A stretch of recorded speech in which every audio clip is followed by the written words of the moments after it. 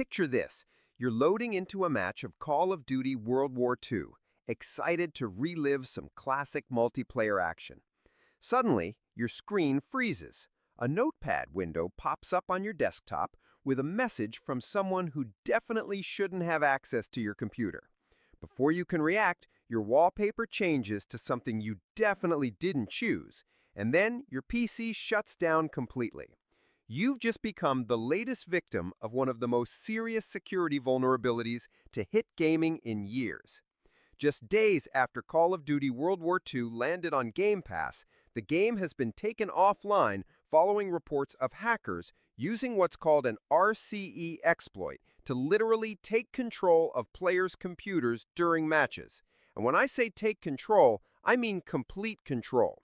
We're talking about hackers opening command prompts, typing messages through Notepad, forcing shutdowns, and yes, even changing people's wallpapers to explicit content. This isn't your typical aimbotter or wall hacker situation. RCE stands for Remote Code Execution, which basically means someone can run whatever code they want on your machine without your permission and without even being in the same room as you. It's the digital equivalent of handing your house keys to a complete stranger and hoping they don't mess with your stuff. Except in this case, they're definitely messing with your stuff. The timing couldn't be worse. Microsoft just acquired Activision in 2023, and they've been slowly adding Call of Duty titles to Game Pass to give subscribers more value. World War II arrived on the service just a few days ago, bringing millions of potential new players to an 8-year-old game. What should have been a nostalgia trip turned into a security nightmare almost immediately. Here's what makes this particularly nasty. Call of Duty World War II uses something called peer-to-peer networking for its multiplayer. Instead of everyone connecting to a dedicated server owned by Activision, one player's machine acts as the host and everyone else connects directly to them.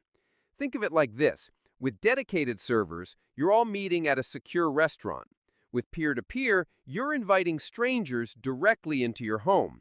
And as we're seeing now, some of those strangers have very bad intentions. The reports started flooding in on July 2nd, just 2 days after the game hit Game Pass. Players were streaming their gameplay when weird things started happening. One streamer named Rio was in the middle of a match when their game suddenly froze after being killed by someone with a randomly generated username. Then the chaos began. Another player reported that someone with their exact gamer tag was somehow in the game, which should be impossible. But it gets worse. Screenshots started circulating of what appears to be the actual hacking tool being used.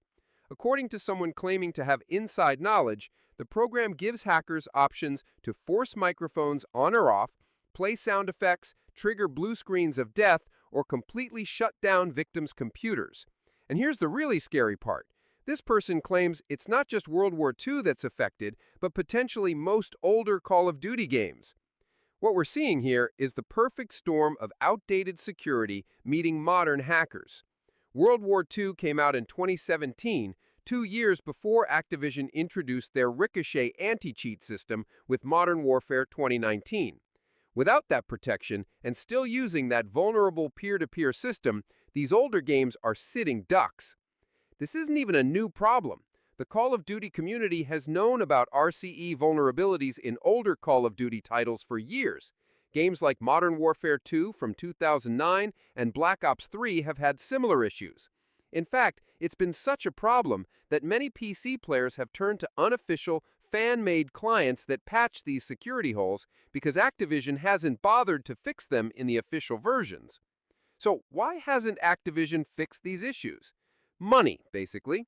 Once a Call of Duty game is a few years old and not bringing in significant revenue, support basically stops. They keep the servers running, sure, but actual security updates and patches? Those cost developer time and money that could be spent on the next annual release instead. The community's frustration is completely justified here. Some players are pointing out that Activision is essentially selling broken, dangerous products on platforms like Steam and now Game Pass. Imagine if you bought any other product that could give strangers access to your personal property. There would be recalls, lawsuits, the works. But with video games, companies can apparently just shrug and keep selling them. Activision's response has been, well, underwhelming. They posted on social media that the PC Microsoft Store version was taken offline to investigate reports of an issue. An issue? That's like calling a house fire a minor heating problem.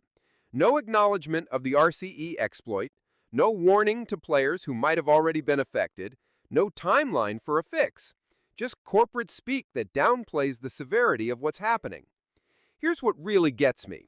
They took down the Microsoft Store version, but as of recording this, the game is still available on Steam and PC Game Pass.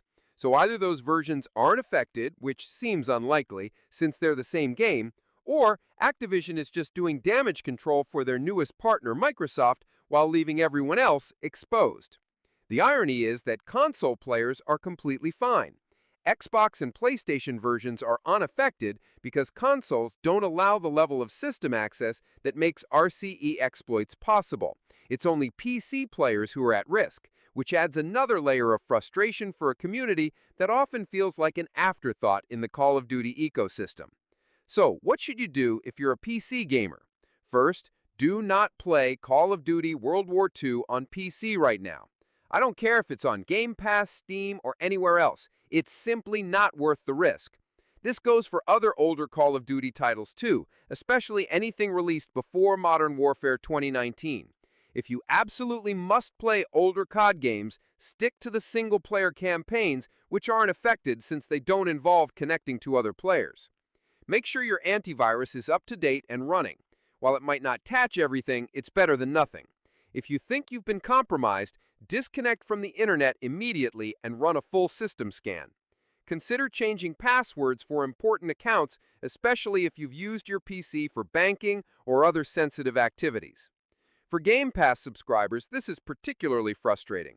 You're paying for a service that's supposed to give you access to quality games, not security vulnerabilities. Microsoft needs to do better vetting of games before adding them to the service, or at least warn users about known issues. Looking at the bigger picture, this whole situation raises serious questions about digital game preservation and consumer protection. These games are still being sold at full price in some cases, despite having security flaws that have been known about for years. At what point does keeping these games available become irresponsible or even negligent? The real solution would be for Activision to actually fix these vulnerabilities, but let's be realistic.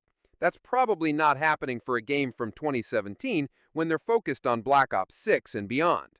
The best we can hope for is that they'll at least be more careful about which games they add to Game Pass in the future. What do you think? Should companies be required to maintain security for games they're still selling, even if they're old? Let me know in the comments. Until Activision gets their act together, stay safe out there and maybe stick to newer games or single player for now. The nostalgic trip isn't worth having your PC compromised. Like and subscribe if you enjoyed the video.